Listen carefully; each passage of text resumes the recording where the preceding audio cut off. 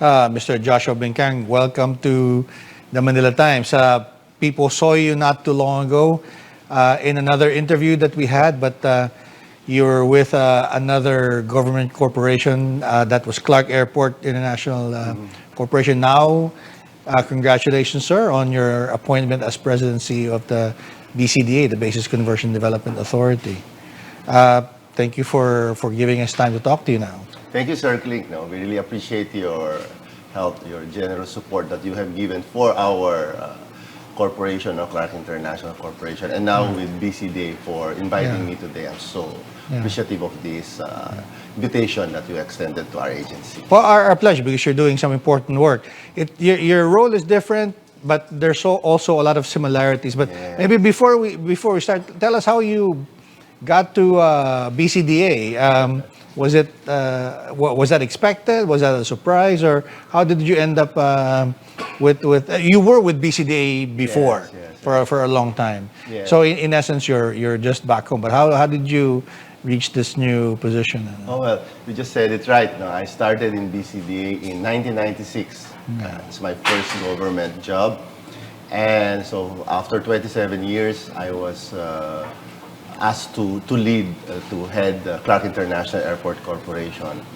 But while I was there, of course, I was also told that while I'm being vet for the Clark Airport Corporation position, at the same time, I'm being considered for a possible BCDA position as well. So you're highly in demand in the government.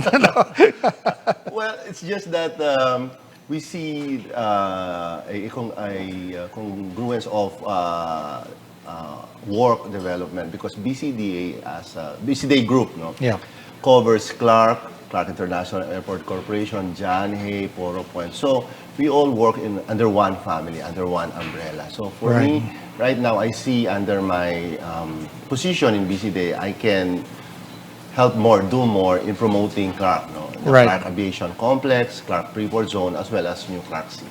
And I suppose we should point out to people watching this that you're also not leaving Clark per se, because you're on the board of the Clark Airport Corporation as a representative of the BCDA, but not as president of Clark. Yes. So we will still see each other more often in the board of the SIAC. We can be seatmate, because I will be representing BCDA now, previously as SIAC head, but now as BCDA. But given that I have spent 2 months in SIAC, I'm seeing the potential of SIAC, the programs that it needs. Now that I'm BCDA, I have positioned myself to promote SIAC together with the other assets of under Clark Freeport Zone and Clark Special Economic Zone. And I think people should remember that when we were talking, you were mentioning that you were, in your role before at the BCDA, you were involved in the development and construction of the airport. Right? Yes, sir. Because for me, I always say that the main driver of growth for Clark is the airport. And I'm happy to be part of that development of that new passenger terminal, which was successfully privatized and now being operated by a private consortium called Lipad. Right. So let's talk about your new role. What's your marching orders from the president? What's the priority for you as the new president CEO of BCDA? What's your mandate? Good thing that the president has already laid out during his first 100 days as presented during his first SONA, his 8-point socio-economic agenda. And we see BCDA's role for continuity in the build, which is called Build Better More now, and the infrastructure side. Right. So we want to position Clark as a main engine of growth for development for the country. We see its asset, we can leverage its assets to raise revenues for the governments, to create jobs by continuing with major infrastructure projects that we're doing in New Clark City, in the Clark Airport project, and also in the Clark International Airport Corporation by the second runway and other projects. So we see that as a major support for the national economic agenda of this administration. So within the next 5 years, we want to create Clark. No, my agenda now is to consolidate all the resources of Clark. I called it One Clark. Right. So we have discussed this closely with Clark Development Corporation under President Agnes de Banadera. Right. And I also talked to OIC Nancy Paginawan that we should join forces to advance the programs for Clark and also for New Clark City. I call it One Clark. Right. So we're coming up, I term it big, bold moves for Clark. Sure. So there are many elements under it to make it, to realize that program. So that's what for a United Clark. Okay. Second, we will continue to support and be a major contributor to the modernization of the armed forces of the Philippines. That's your main reason for being, right? I mean, that's also why BCDA was They are our created. biggest Yeah. beneficiary for Yeah. all our activities, for Yeah. all our proceeds. Yeah. So not just we are contributing financially through cash remittances, but Yeah. we are also helping them, or we are at the forefront, or we are an enabler in building modern facilities for them. For the Army, we have built world-class facilities. We transferred some of their facilities from Fort Bonifacio to General Aquino in Tarlac. That's where the Army Support Command will be. Okay. So in fact, they've already transferred there last year. Okay. And next, we are transferring the entire Marine headquarters to our property, a BCDA property in Bataan. So we are constructing now their housing, their offices. So there's ongoing construction right now. I see. And next, I think just inside our backyard is the Air Force, Philippine Air This is Force. in Clark, yeah. Because they're occupying 300 hectares of the primest lands inside Right. Clark Freeport Zone. Right. And we got the support already of the Philippine Air Force leadership under General Carreño. They're so much willing to be relocated and be ready to move to better facilities. Yeah. Because when we design their housing and operation, we form a joint technical working group with them. Okay. So their inputs on how should they be, their facilities will be designed. Right. So their main ideas and specification requirements were considered in the design. So we already completed the design, and we will start with the late this year, early next year, with the site development for their housing in New Clark City. They're very much willing to move there because it's just across the Okay. river, Okay. across the iconic bridge that we built.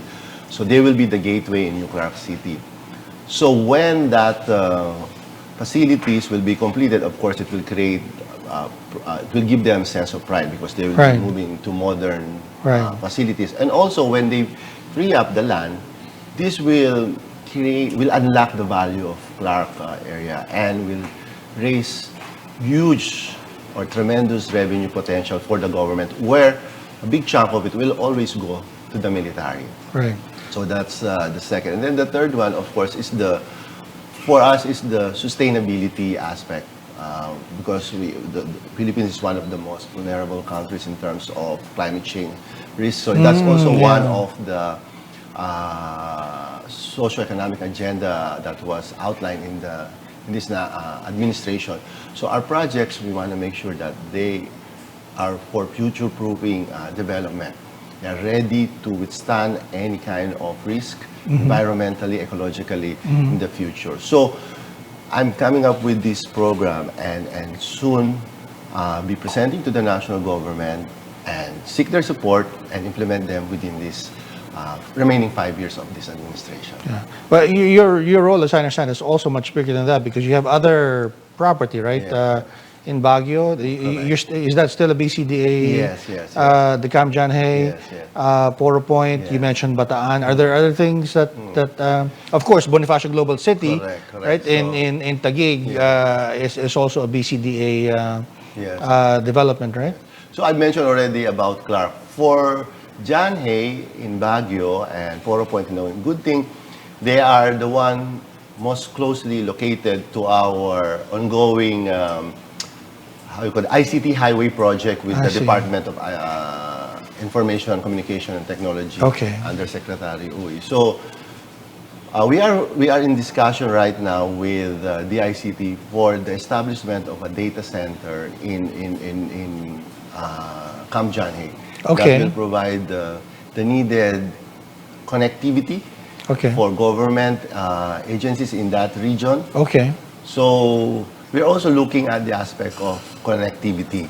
Okay. So we'll start because we established a ICT highway together with Facebook. Yeah. So that's the phase one, which BCDA did together with the ICT. And now Okay. the ICT is doing the phase two, bringing it to the government agencies and bringing it to the economic zones. Right. So since John Hay is the closest one Okay. in that highway, so That's they will interesting. be the one to benefit. Of course, soon we'll bring it down to Clark and BGC.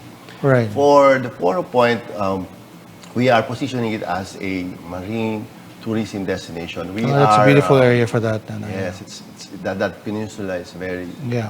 beautiful. The sunset that Yeah. it has, and we are in coordination with DOTR to promote the needed transportation support, not just for Poro Point but also for the entire Region 1. For BGC, it has always been the crown jewel of Sure. BCDA. Yeah. Yeah.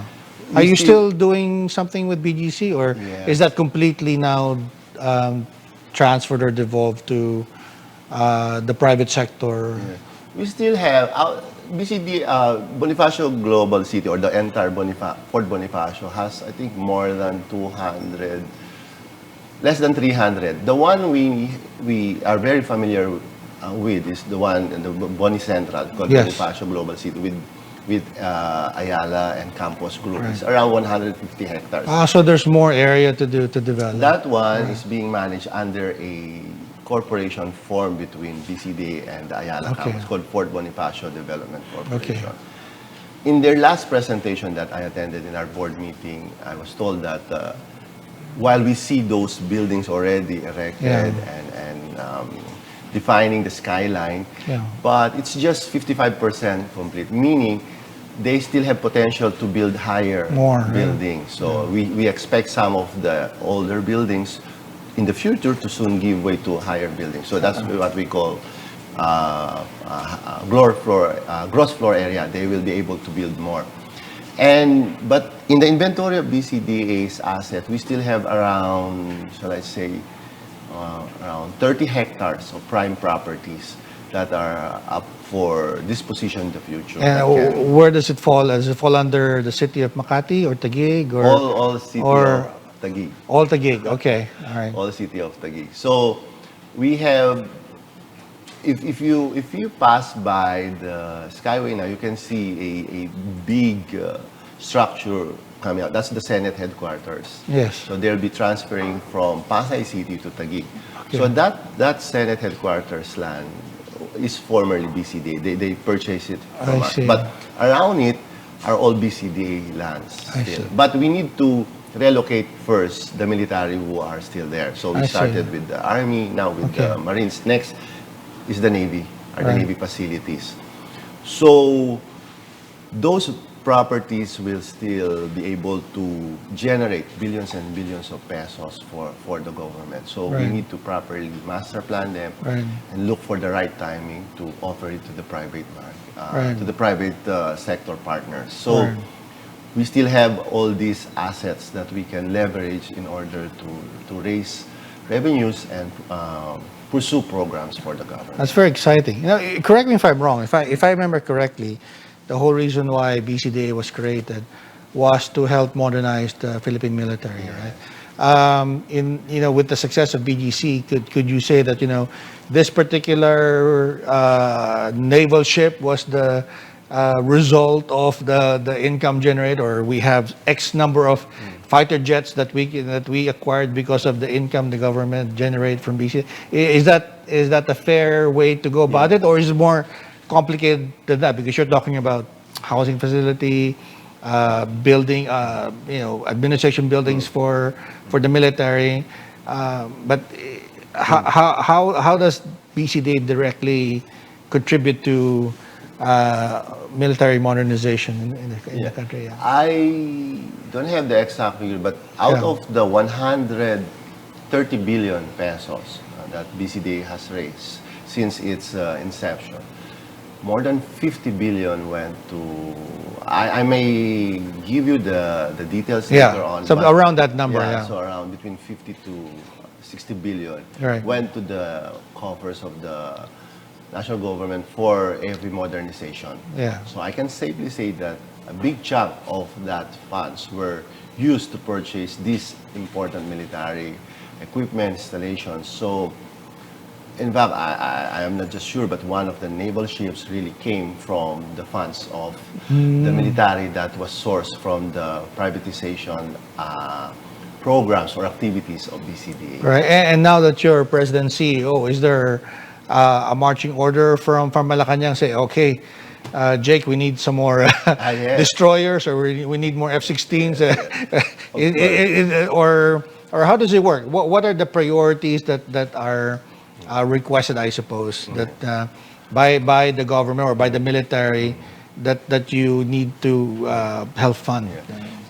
Last year, last 2022, of course, we should take the previous administration of BCDA.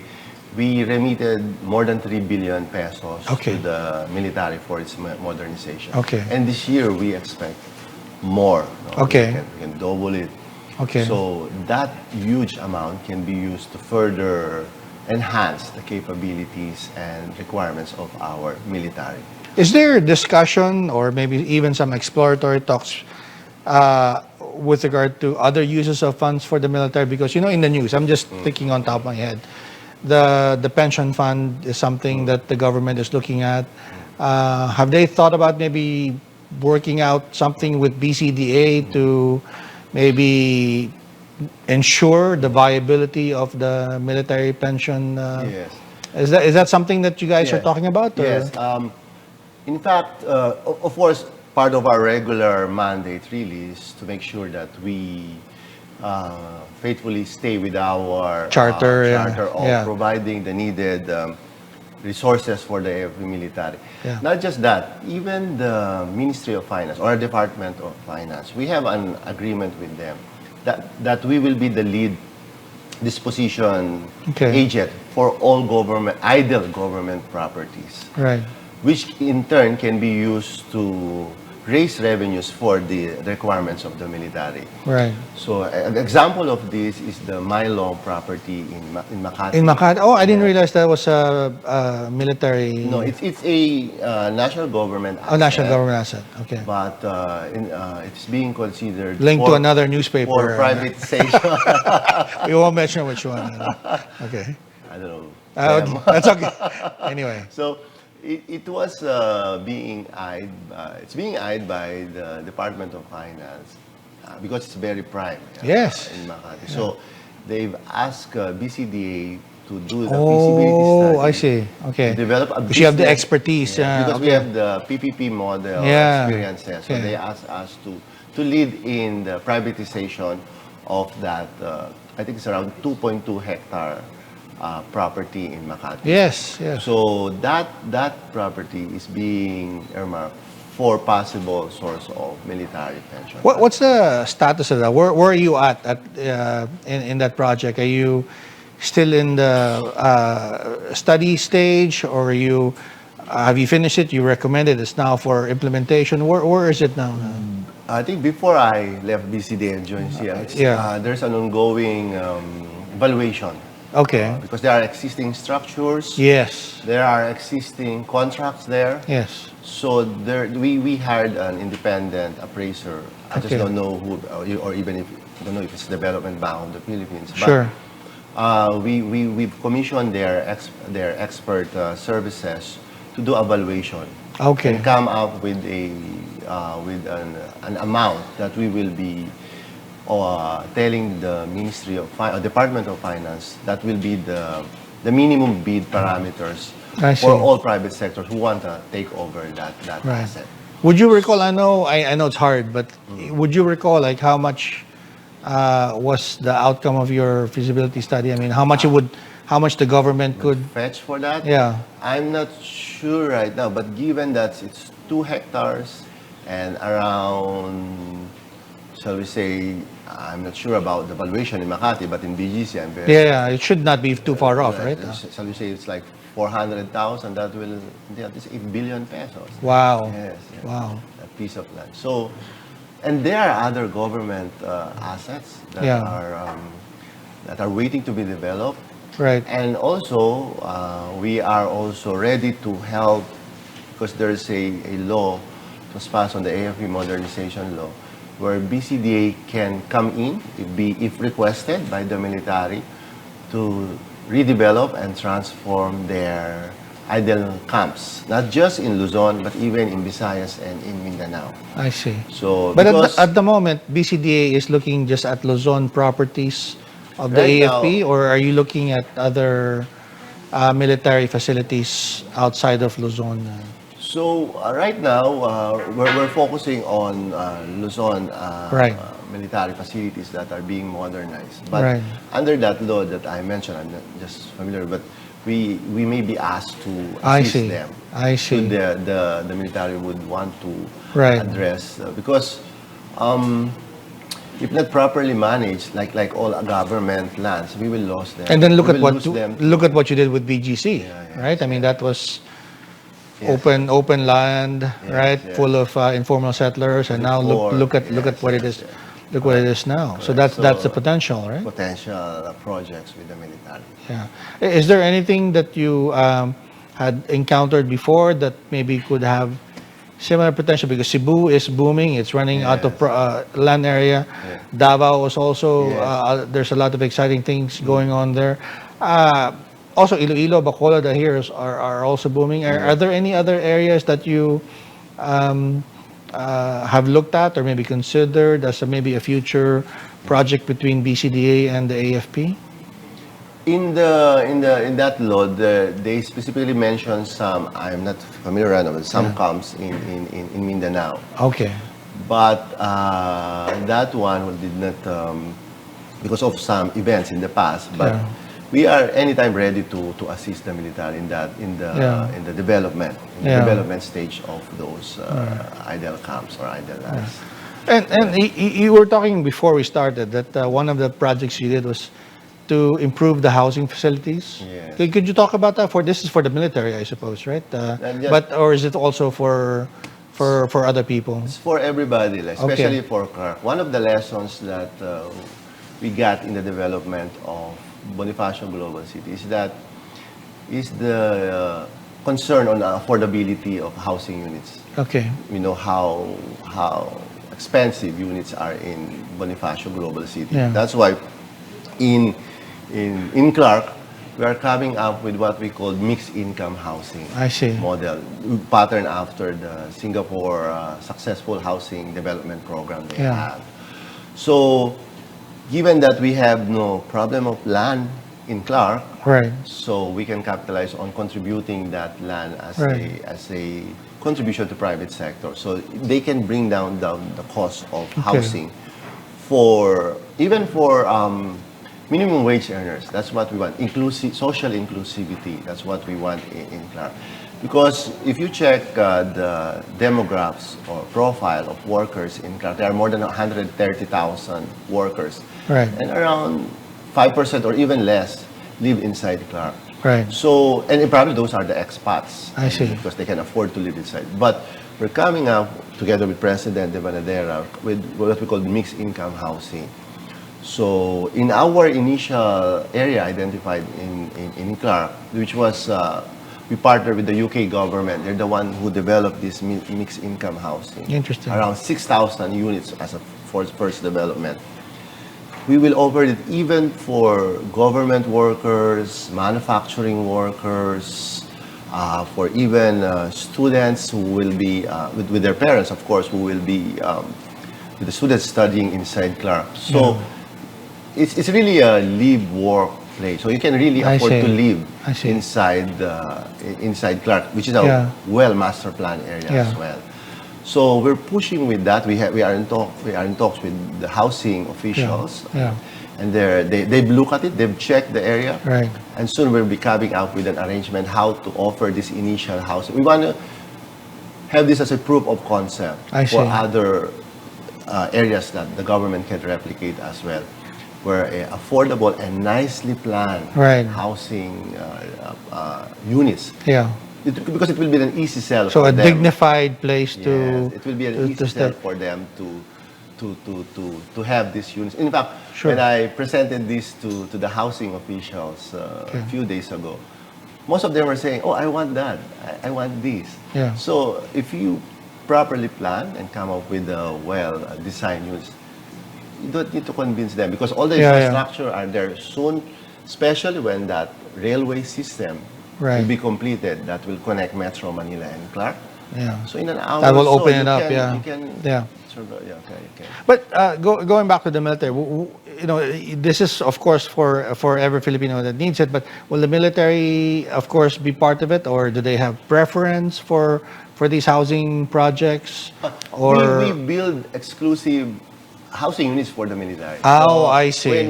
So different facilities for the military. So Yeah. when we build the military army facilities I in see. Camp Aquino, Yeah.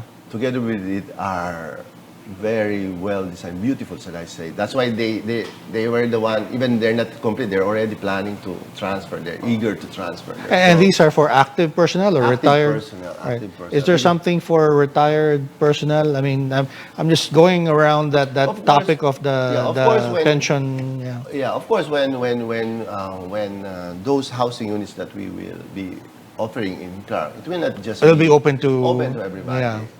And we're closely working with government financing institutions like Yeah. Pag-ibig Yeah. to make it affordable for Right, them. right. And before I leave, I just want to clarify something. So, are there currently talks between BCDA and the Department of Finance on maybe offering something for the military or the retired military personnel, whether regard with the pension, with the housing?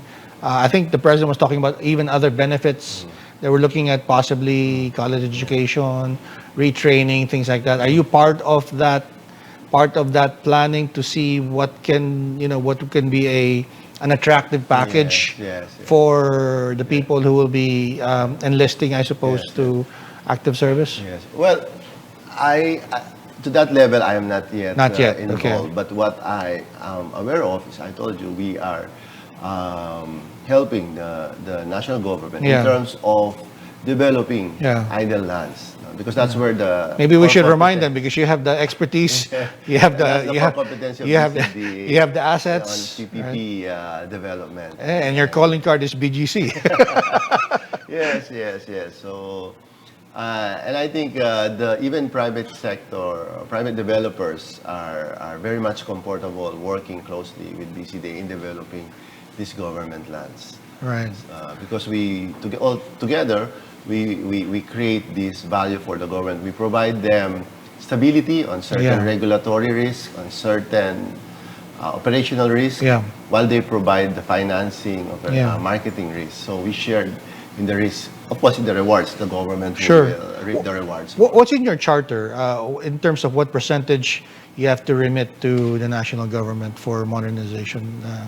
Is that 50% or is it less than that? In Or fact, if it's sale for sale of government, BCDA already retain around 27%. Okay. And then the rest go to Goes to the national government. beneficiary Right. agencies. I think there are more than 16. That's how you were able to remit beneficiaries. 3 billion pesos. That's just for the military. Oh. But for the other, like even DOTR, DPWA, Oh, you also- DOST, okay. under our charter, they have this certain percentage I of see. proceeds Okay. entitlement. My impression was that Even CHED. you exclusively, your exclusive beneficiary is the AFP. In fact, in my first few days in BCDA, I received a lot of Requests. letters. No, letters Okay. from these government agencies expressing thanks that they already received their fair share I see. of money from the proceeds Oh, that's of great. BCDA's Okay. disposition. So you're actually delivering. What's big on your plate this year for BCD? Are there any projects in the pipeline that would either start or would be completed within the year? Anything in your schedule? Of course, there are two parts, the revenue part and then the operation part. The revenue Yeah. part, we will be, I'm doing a quick review of our Yeah. assets. And in fact, even since I was already In Clark. very familiar with the Yeah. SIAC assets, Yeah. so I will include that in our portfolio of projects that we will be promoting, marketing, and eventually hoping to sign deals, with Yeah. successful private sectors. That's one. We want to raise the needed revenues to help the government. So we're considering assets in BGC, properties in Clark, and in our other subsidiaries. The next part is the infrastructure, Okay. because we will continue to develop major infrastructure projects for the government, especially in Clark and New Clark City. Yeah. And we are also working together with like DOTR to pursue big ticket projects like the railway between Subic and Clark. Clark. Yeah. And we're also working with Congress Okay. right now to check how we can unlock more values for our assets in Clark. Okay. So by relaxing some rules to make it more easy for foreign investors to come in, especially Okay. in Clark, even local developers can invest in our assets. Right. So we're coming up with an arrangement and hope in this before the year ends it will get approved and signed by the president. Then we are ready to announce that. Then for me that will really create a big difference for Clark once that happens. What are some of the major lessons learned in the development of BGC that you think would be good to bring to Clark? Because I think one of the issues in Clark was the ownership, right? Because it was a military facility, so they were talking about long-term lease. Yes. But I don't want to put words in your mouth, but what are some of the things that you did to make BGC so successful, right? That made it such a magnet for development that you think could be used in Clark, in Poro Point, in John A, and the other properties that you're looking at. Well,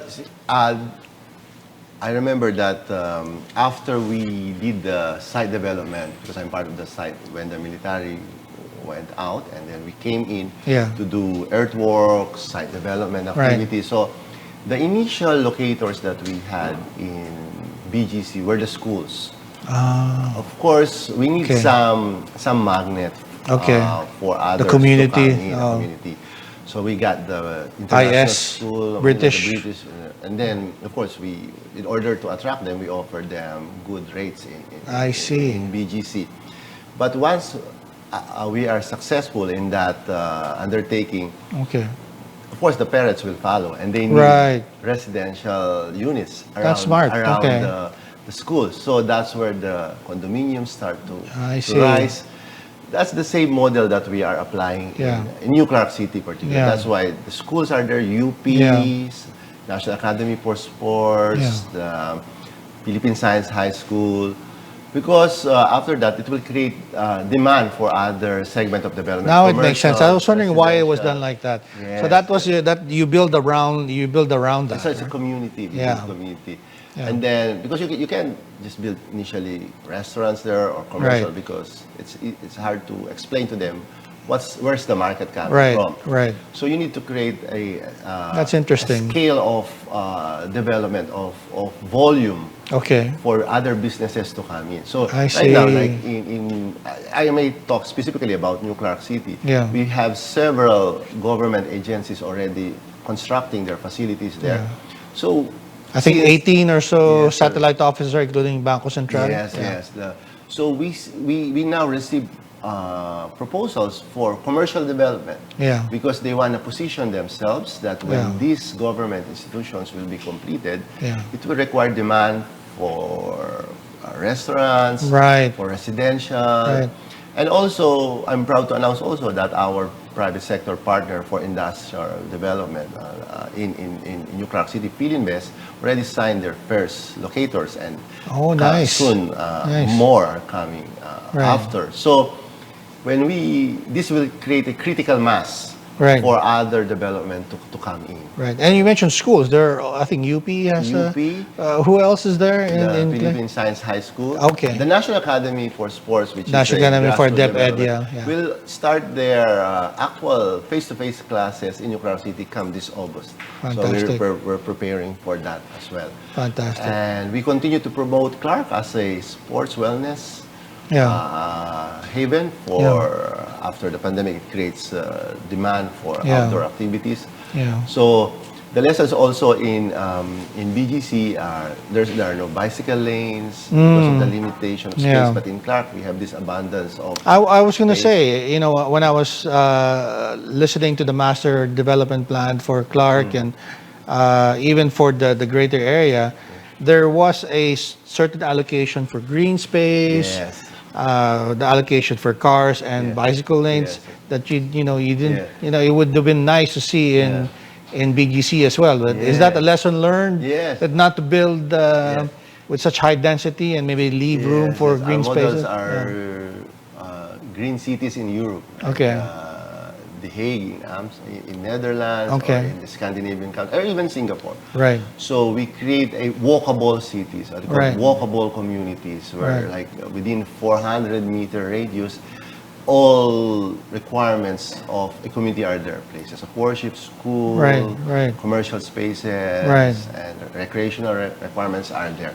Right. So that's one. So we promote green spaces, green park. Right. And also mass transportation. Right. So then I already had an arrangement with CDC that they take the lead in coming up with a mass transport system for Clark. To include the airport area, to include That's fantastic. New Clark City. Because this kind of clean transportation vehicles will reduce carbon emissions. That's also one way of coming up with a smart and clean environment for Clark. So that's one also that we are pursuing in Clark. So would it be correct to say that your vision for Clark or New Clark City is something similar to what we see now in BGC, but with more green spaces, with bike lanes? Is that I don't want to put words in your mouth. Is that an accurate way to maybe articulate what you have in mind? Yeah. I love BGC because I'm really part You were part of the development, yeah. But my role model is bigger than BGC. I'm looking the likes of Singapore, likes of Hong Kong. Okay. So that's why I'm having this plan for Clark to make them the gateway for the Philippines. I see.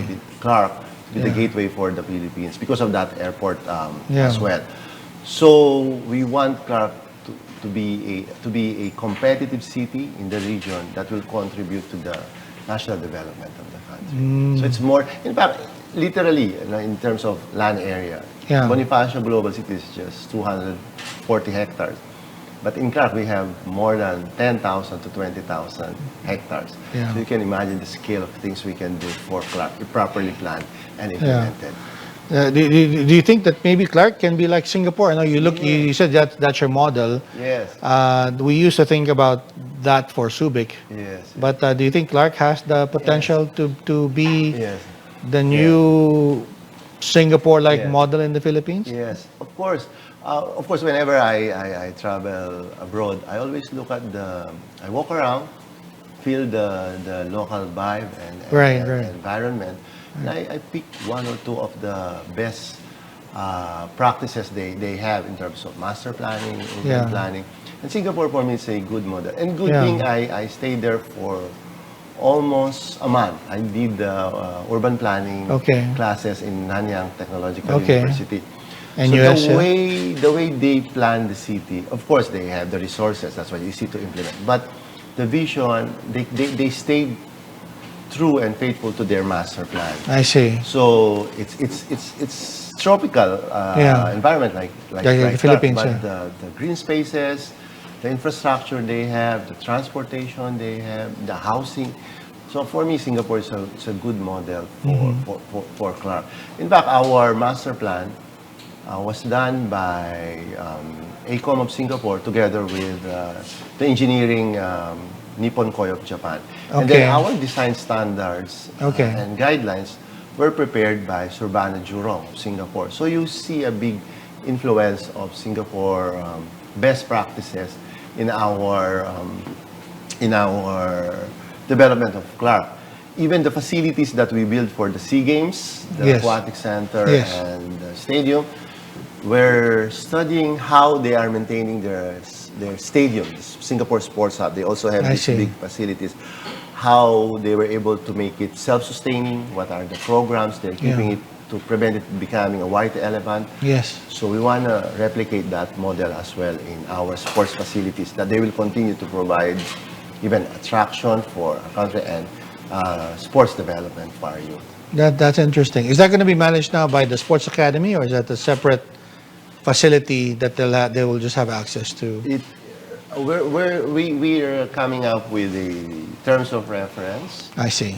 to check whether these facilities can be better maintained by private sector. We know Right. the government Yeah. has limitations in terms Yeah. of expertise, resources in maintaining its assets. Yeah. But if partnered with private sector, of Yeah. course, for some consideration, Yeah. we think they can better be maintained and Yeah. be promoted as well for other uses, like concerts, like Sure, exhibitions, sure. or other activities. Can we talk about your other projects? I mean, John Hay and PowerPoint. What's hot there? What's going to happen this year? I know that in the past you had some issues in John Hay that remain unresolved. But how is it doing? And what do you have plans for this year? Say maybe for Baguio first. For John Hay, in fact, I had a quick meeting with the chairman and president yesterday, and I plan to attend their board meeting by first week of July. I think Okay. from that point, I can see clearly Okay. more Yeah. of their plans moving forward. Right. But I told them yesterday, I'm open to their recommendations to develop available lands, Okay. subject to maintaining and preserving the environmental balance Right. inside the John Right. Hay. So they identified certain areas that we can jointly develop, and I think there's no problem in terms of the marketability of John Hay. Yeah. I think that's the only place in Baguio where you can Where you have really space. smell the scent The of pine trees. right? Yeah. So I'm pushing for that development. Of course, the other issues I'm not yet that Yeah. familiar. But point is, my one of my principles also in doing business is that there can be business solutions to legal issues. Sure. So for me, there's always business solutions where it's a win-win solution Yeah. for the government or the private sector. You're all willing to explore Yeah. possibilities and Yes, options. yes. So, because right now, if we're keeping legal concerns Yeah. at bay, then it's the government and the public in return who's at the losing end. Sure, Because they sure. are being denied probably of their deserved rightful share of revenues from this development. So I will look into that to make sure that the government will get its rightful share of revenues for this development. That's one. But for the other areas is to develop those. We have partnered with Philinvest. They're building I think a 5-star hotel in John Hay. Oh wow. Okay. So which is up for opening by next year. Wow. So because we need to add more of these facilities Yeah, given the indeed. demand that Yeah. year long Yeah. that John Hay has coming from the tourists from Manila or from the other areas in Luzon. What about Poro Point? I know there was a golf course there as Yeah. well. Yeah. Beautiful course. I played Yeah. there before. Yes. So not just the golf course, they have the seaport, they The have seaport. the airport as well. Yes. So I'm also going there by first week of July also to meet Right. with their management and to check the areas because many have approached me about developing the airport, the seaport, but we need to Exciting, yeah. to check whether there's really demand, there's really Right. viability for the private sector to come in, and Right. what are the steps to expand these facilities or modernize these facilities. So, and there are other areas aside from, of course, the Thunderbird Resort and Right. Is that a golf course. BCDA area? BCDA land under Okay. under lease I see. by private sector. That will be a continuing major driver for Poro Point. But there are other areas for development as well that we will offer to private sector. This issue about, are you at all being asked to help this possibility of the Philippines housing Afghan refugees? Is that something that, are you guys in any type of discussion with helping them out, or? That's new Wala pa. for me. Well, I am not Okay. aware, and in fact, it's only in the news that Yeah. I've heard about it, and Yeah. when I check Okay. the actual situation on ground, there's nothing that close to. Yeah. And anything else that with BCDA that you'd like to share, that you'd like people to know about? Well, BCDA will continue to be one of the major drivers for growth of this administration, along with the other agencies like DPWH, DOTR, because of the projects that we handle. Yeah. So we will pursue that and continue to seek support from the government, be it on transportation, Yeah. be it on technology, Yeah. because of the infrastructure that are present in Clark, Yeah. we intend to promote Clark not just for tourism, because we're hosting the MICECON event next year, and we see continuing demand for tourism facilities. In fact, the Secretary of Budget told me, why don't you build an exhibition center in Clark? Because we don't have that necessary Okay. infrastructure, only SMX in Manila, but Okay. in Clark, given the infrastructure that will be completed soon, like the train, Yeah. and probably in front of the airport, Sure. like the Marina Bay in Singapore, there Right, are right. hotels, there are exhibition centers, all connected by train to the airport. So Right. we're looking at that as well. We're looking at the asset of SIAC to Okay. provide those Okay. requirements from private sector. Exciting. That's one. And we're also pushing the Clark Airport to be a logistic hub. Right. I'm familiar with activities of the LIPAD that soon they will be finalizing deals with major logistic Right. companies to make Clark Airport to be their hub, Right. not just in the country, but in the region. Okay. And also, we're working with CDC to make Clark really a smart city. We got Okay. proposals to make it a technology for high value technology and IT businesses. So we're moving from the traditional garments, labor-intensive manufacturing businesses to high-value industrial developments. So because there's already this Clark Yeah. brand, and it's not difficult to sell it. And it's abroad. already started. Yeah. In fact, Yeah. we will now jointly promote Clark together with CDC, with CF. Right. Next week, they will having a investment mission or roadshow in Australia, and after that, there are other lineup in Korea, Japan, to promote and sell Clark. Wow. To well-known, of course, we want Foreign to have investors, well-known yeah. foreign investors. Wow. Good luck with that. So last question. You said you'd been meeting with DOF people. Does it have anything to do with Maharlika? Because there's no pressure on you. Yeah. Mr. President, we need more funds. Yeah.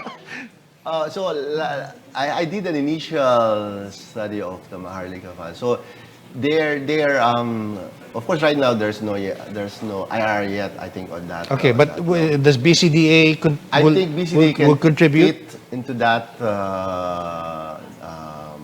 implementation of the Maharlika Fund, because that fund will look for high yield projects I see. that will give High returns. certain returns Yeah. for the government. And BCDA has these You have the projects, assets, right? We Yeah. have the business model, we have the expertise, we have the framework Okay. to make sure that private sector can tap into that, Right. jointly develop it, and give the returns. So how do you actually explain your role? Or you'll be more of a beneficiary, or you're the you're the ideal business partner for Maharlika Fund and Yeah, Projects. we can be a project beneficiary, but we can also be a partner with the private sector I to see. tap those funds and implement this in our financially viable potential projects. Well, President Jake, thank you for Thank you, sir. anything else I haven't asked that you want to mention, or did I forget to ask anything? You want to say some final words about BCDA? It's just that I'm of course I miss SIAC. But it's just Well, you're not short going to disappear. You're going to be stint. on the But, board meetings yes, there yes, but under a different but role. The good thing about BCDA is Yeah. I have with me my expertise because I was the head of the business development Yeah. and operations of BCDA for so long. So I will use that knowledge that I have to promote BCDA and link with all stakeholders, the government agencies, the private sector, and even the communities. Right. So, would you believe I was also once the head of our community relations. So I went out Wow. to the communities, talk to Wow. the farmers, talk to the soldiers, talk to everybody, indigenous people, to make them, to convince them, assure them that all developmental projects of BCDA is for everybody. No one should be left behind. That's one of our mantra as well. So with BCDA, we will continue to be a major support engine for this administration in the next 5 You're not being vetted for a cabinet position. We're not going to lose you to. No, sir. You're staying put. Right now, I Okay. think I can help most Okay. where I am right now in BCDA. Well, I wish you luck there, and if there's anything Manila Times can do to help you out, please Yes, let sir. us know. And if there's some major developments, Yes. just yes. let us know. We'd be happy to help you get the word out. Yes, in fact, I had several requests for interviews, but you were the first because I trust you. I feel comfortable with you. The first time we did it last time, and I got very good positive feedback, especially from my children. So thank you for that circling. Thank you. Thank you. Thank you. Thank you. Thank you. Thank you.